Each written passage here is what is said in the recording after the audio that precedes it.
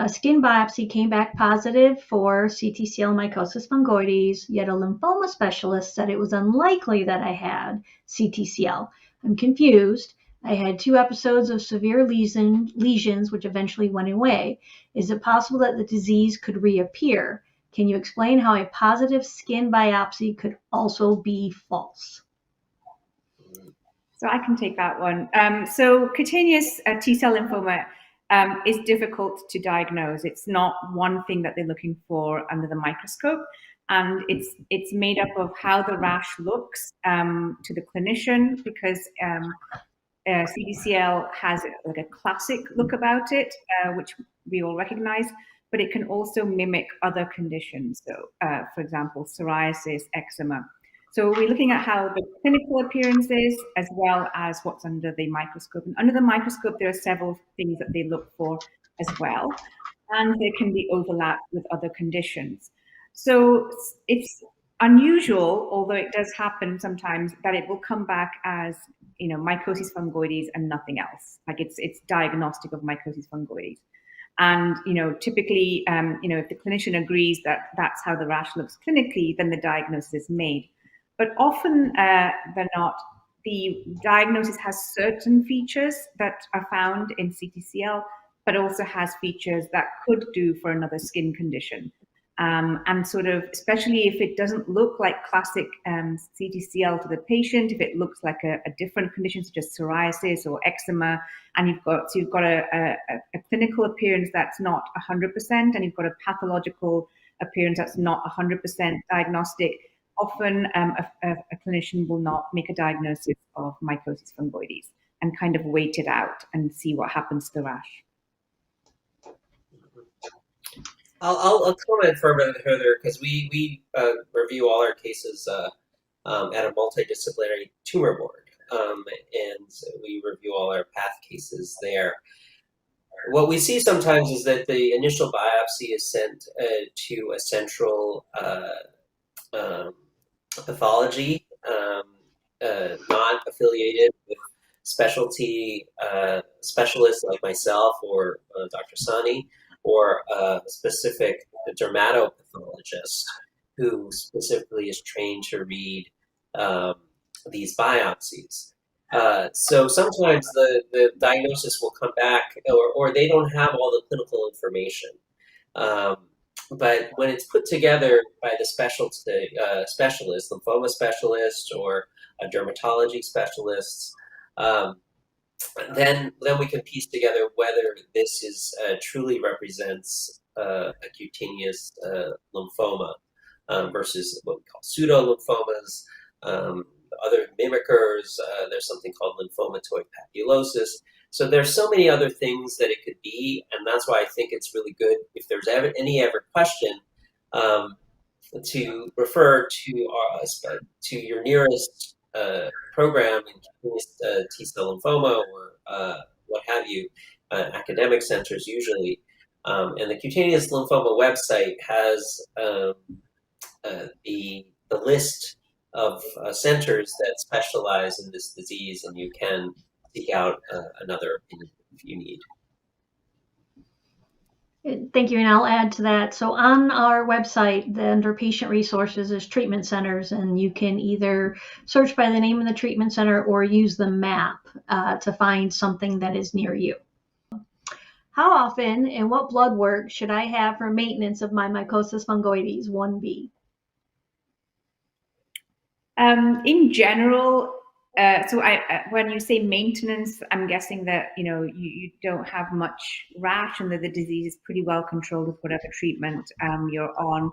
We don't routinely do regular blood tests. The time to do blood tests is if your disease suddenly worsens, so it was a much more localized disease and suddenly becomes much more rapid and widespread, or you develop lymph nodes. Some other feature suggesting a change is typically when we do the blood tests. Or if you're on certain treatments, for example, if you're on bexarotene, or interferon, you would want to do blood tests because those treatments themselves. cause abnormalities. But typically, if it's just for the mycosis fungoides, we don't routinely do it. I think I am early stages, diagnosed on the 3rd of December, but don't meet with the team of hematologists, lymphoma specialists, and radiation oncologists until mid-March. Seems like a long wait. Is this normal? I am in Australia. It also I'll take depends. that. I think the problem is access. We would love to see patients as soon as they're diagnosed, but the reality is that we're really busy, and cutaneous lymphoma is a rare disease, I guess, and it's sometimes hard to get in to see a specialist for this disease.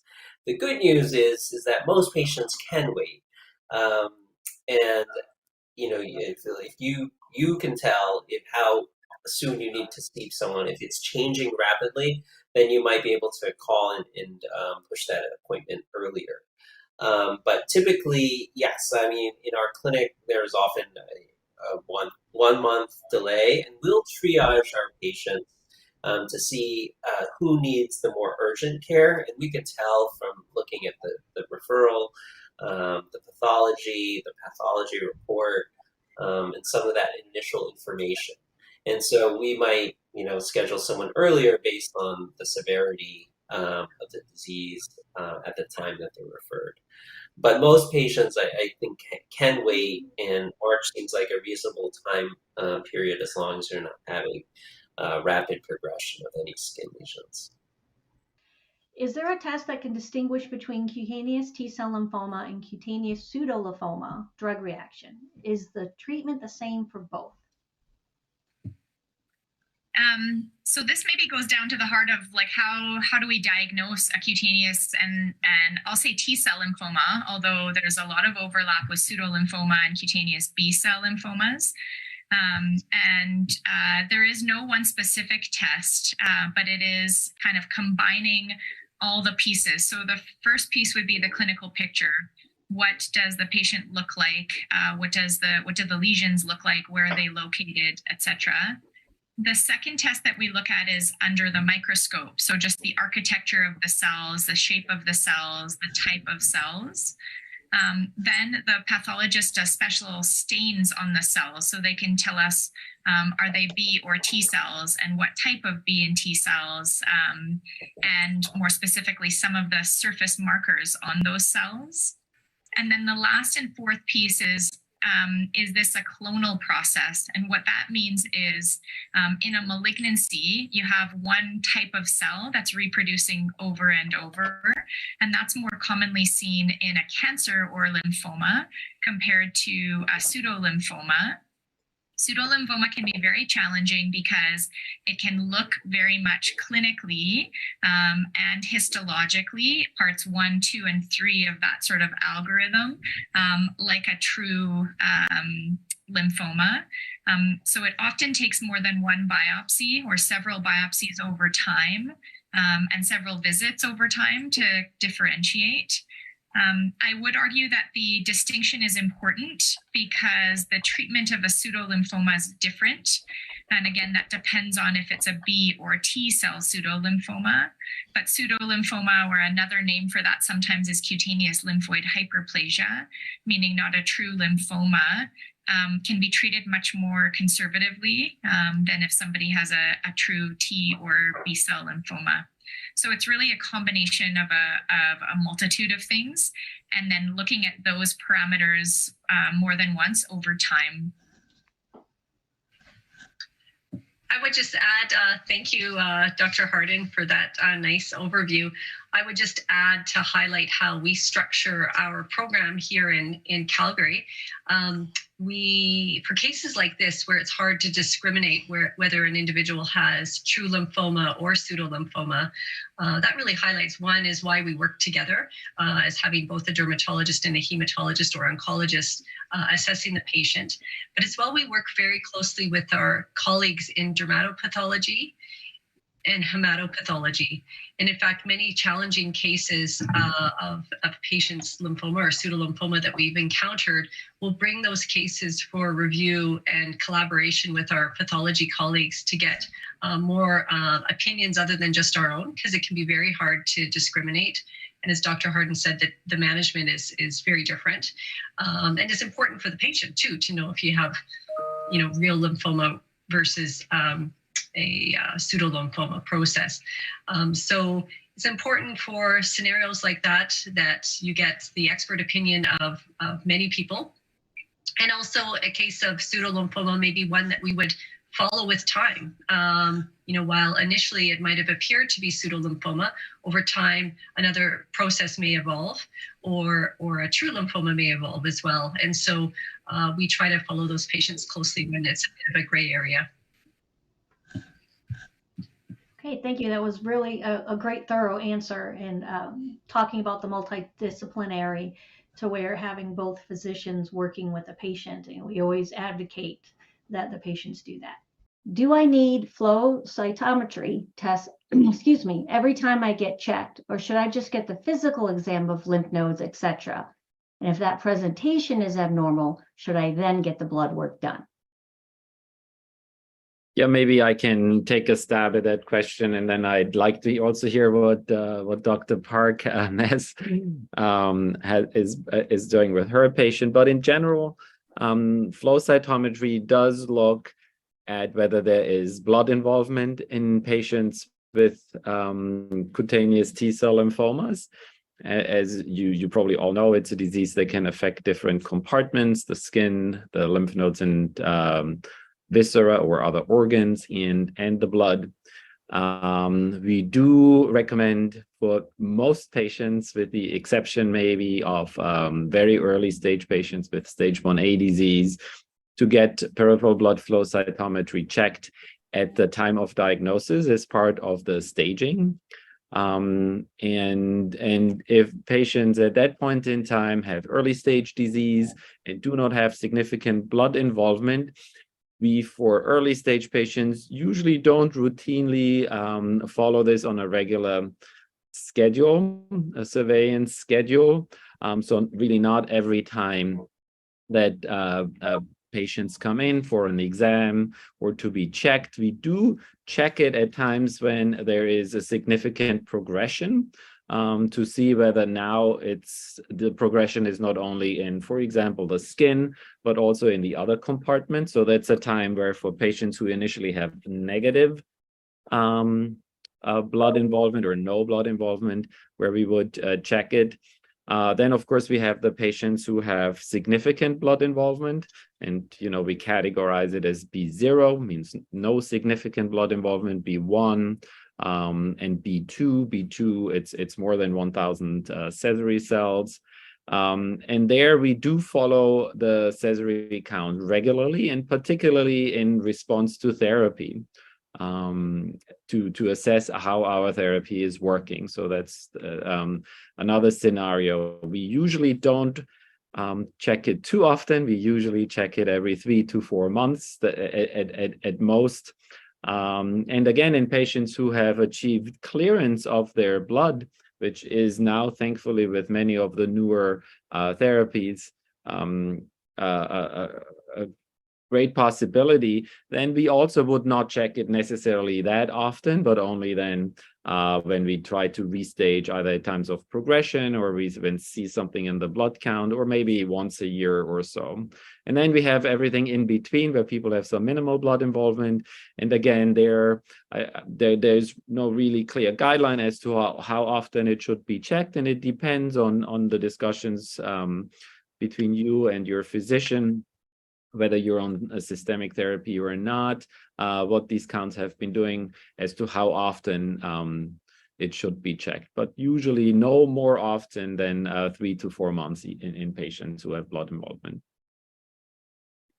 Yeah, I agree. I mean, I think, for staging purposes, as you know, Dr. Barta is on the NCCN guidelines lymphoma panel, and we use that quite regularly when we think about staging our patients. So typically in CTCL, If you have minimal skin involvement, the likelihood of there being blood involvement is extremely rare and very low. So for our early stage patients, we don't routinely check. I will sometimes check molecular in the blood to see if there's a circulating clone that matches the skin.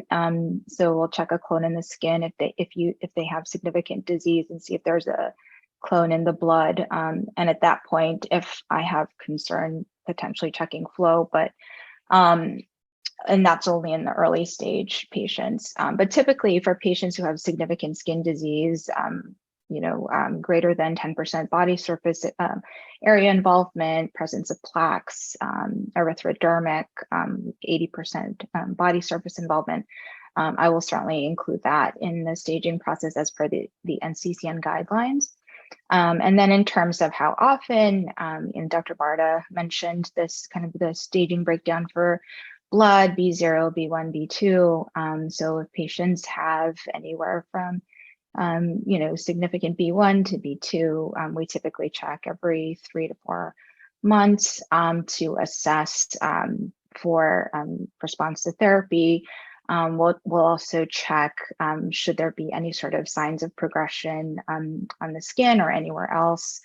But that's I agree, that's typically how we do things. That's some really wonderful information. Thank you. I have been diagnosed and living with mycosis fungoides for over 12 years. Light therapy and steroid creams have been enough to keep me in check until now. However, as I get older, I notice a difference in the speed of its return and wonder if there's blood work that should be done several times a year to understand and better control my skin rashes. Kind of ties in with the previous question. Yeah, so do you want to go ahead, Dr. Park, too? Sure. I guess, just in general, it's, there's some details left out of the question in terms of how often, but, I would discuss that with your physician. I don't know what body surface area you have and what exactly you mean by, time to get better following phototherapy. But again, if you have significant body surface area involvement, presence of plaques, kind of more signs of progression clinically, then I think it would be important to check blood involvement. If you have any kind of itching that's out of proportion to your clinical exam, then that's also another reason to check blood involvement. Yeah, no, I totally agree. I think it ties in very well with the prior questions and how it was answered, that if there are signs of progression, we don't only check the compartment where there is the progressions of the skin, we do always periodically then check other areas. Now, it probably also depends a little bit where you live and who follows you, and whether you're followed both by a medical oncologist and a dermatologist. Given that medical oncologists do like to check blood a lot more frequently based on a lot of the other patients they're seeing, so you're probably more likely to have your blood checked as part of your visit when you see the medical oncologist. And I'm not saying that's better or worse, that just I think is a fact of how the treatment patterns are slightly different. And we can, at least in part, also get a bit of an idea of the blood involvement by looking at a blood count and looking at the breakdown of your white blood cell count and the lymphocyte count. So we do that also not infrequently, because that's a lot faster in turnaround than the flow cytometry. So it's kind of the poor man's test. But in general, it's a clinical decision based on the pace of the progression, the significance of the progression, and all these risk factors that Dr. Park had mentioned as to how likely are you to have blood involvement, how often we do test this. I will also add that if you're being followed by your dermatologist primarily, that you should at least have basic blood work checked yearly. That's depending on how much involvement you have on the skin. So just like a metabolic profile, cell count, LDH, at least yearly. That's a great comment. I agree. Thank you both for that. is when a patient presents with a biopsy showing spongiosis and negative for diagnostic mycosis fungoides, what additional tests can be done for a confirmatory diagnosis? What additional labs can be done to negate saying it's just eczema, which is a frustration we hear quite a bit from our patients on being misdiagnosed for years. So what can the patient do? Well, this is the story of many patients. Like, they just have repeated biopsies, and then one ultimately shows mycosis fungoides, and you can start treating them as that.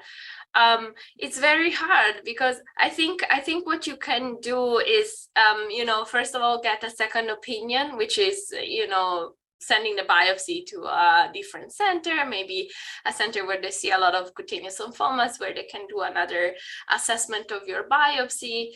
And then one other thing that the pathologists look a lot at is the clonality of the T cell receptor. That can be useful as well to see if there's a clonal process of the T cells.